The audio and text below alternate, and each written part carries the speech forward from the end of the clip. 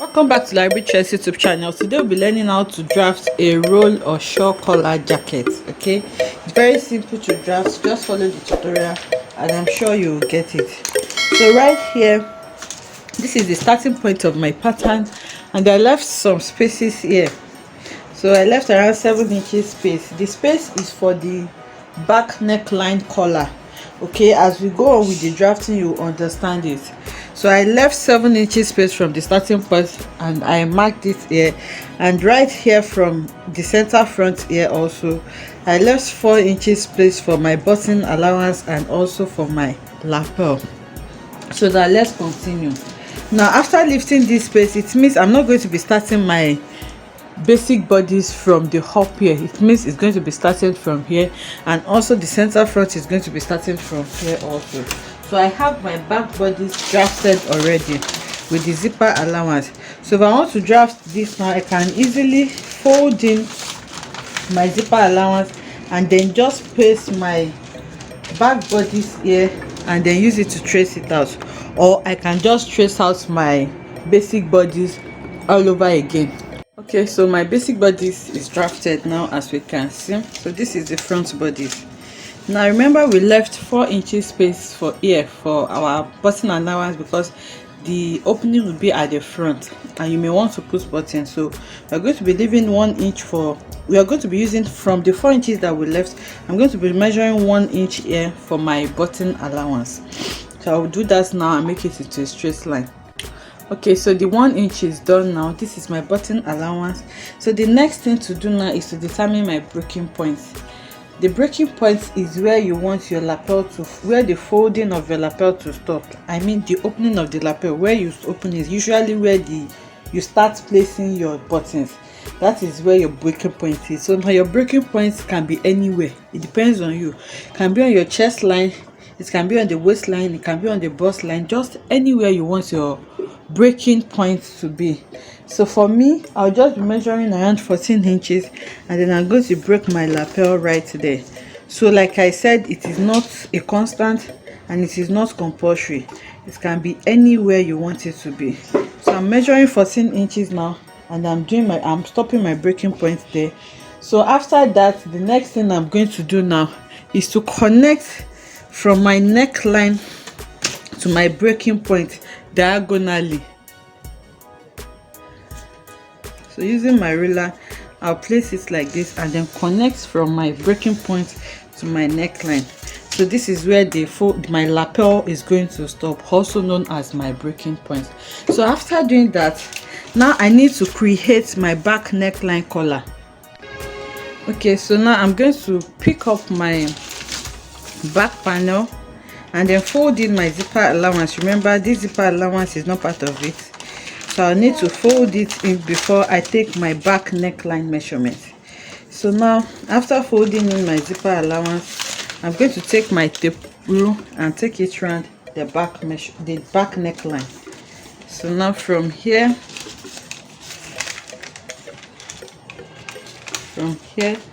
I'll measure what I have. And here I have around 3.5 inches, as you can see. So this is 3.5 inches. It means half of my back neckline is 3.5 inches. And remember, for shawl or roll collar, the back neckline collar is cut together with the front. So I'm just going to extend this now by 3.5 inches, which is my back neckline. And then I'm going to take my ruler and then continue my marking up to the 3.5 inches mark, and then I'll stop. So we have it like that. That is what I left the 7 inches space for. You may not live up to that, but because I don't know what my back neckline will be yet, that's why I just left enough space for me. So now, because the back neckline is not going to be this sharp, here I'm going to be going out by 1/2 inch, so that to have some curve, some form of curve, and then I'll use a slightly curved ruler to connect it to my front neckline like this. So I have this. So my new back neckline starts from here. So now we're almost done. The next thing now is to decide the shape of the lapel that you want. So it depends on you. It can be sharp, it can be curvy, depending on the style that you want to create.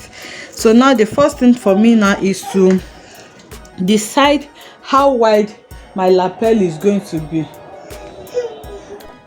Okay, so for the width of my collar, I'll be going with 3. You can, depending on how wide you want it to be, like I said.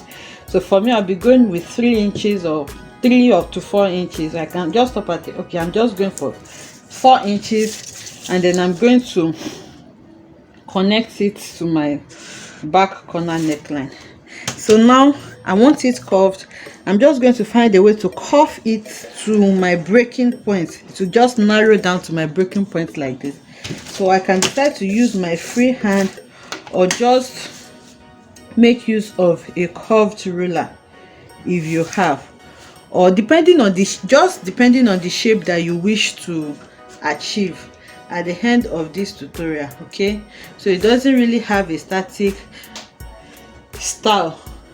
So I'm just going to be doing this in bits, and then I'm going to move my ruler and then connect it up to my breaking point here.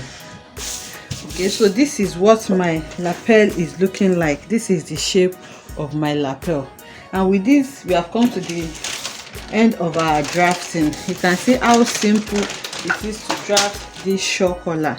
So now I'm just going to cut this out now, and then we'll add our right allowances, and then that is it. So before I cut it out, I'm just going to put my allowances. I'll add half inch allowances, round it, and then I'm going to cut out. So I've added the necessary allowances now, and then I'm going to cut it out. So like I said, this is the back neckline collar, and it's to be cut together with the front neckline. So here is an example of a shawl collar jacket. If you look at this jacket, this is the center back. You can see the seam line, and this is also the center back for the collar. So if you look at it, you will see that the collar is cut together with the front piece like this. There is no joining. The only joining here is just at the center back of the collar. Okay, so if you want me to do a sewing tutorial on how to join this to this collar, you can let me know in the comment section, but it's very simple to make. I'm going to describe it. You can see the collar, you can see the breaking point right here.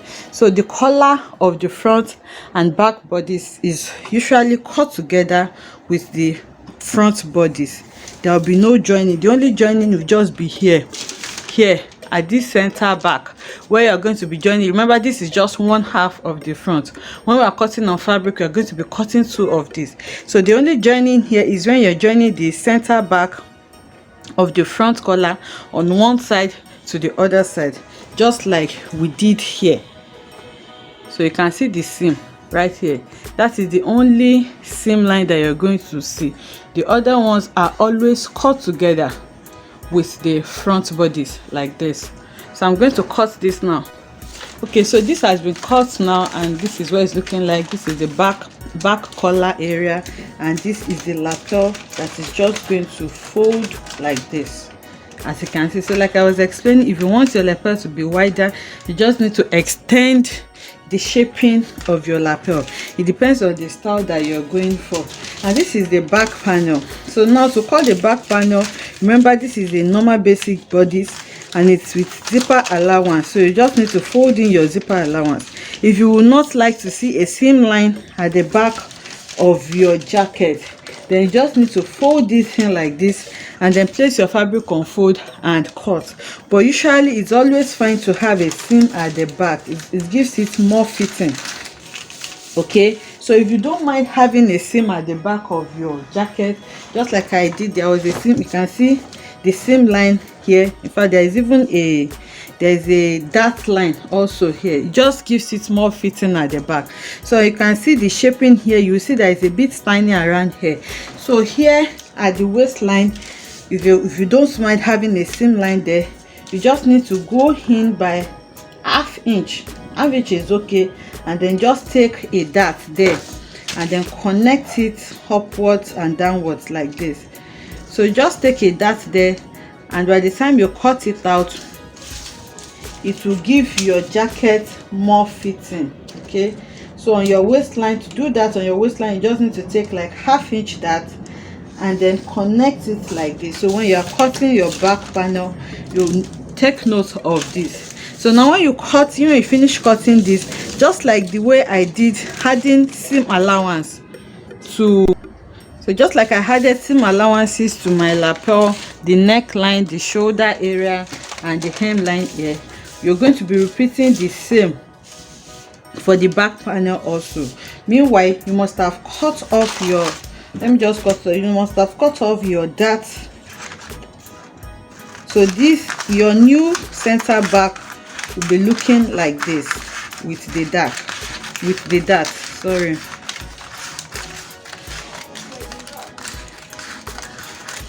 Okay, so you have your center back looking like this. You can see it just goes in a bit at the waist area there. So now the next thing is for you to just add your seam allowances to the center back. Remember, if you cut it out here separately, now you will need to join it back so that there will not be any shortage. You have to add seam allowance for joining it.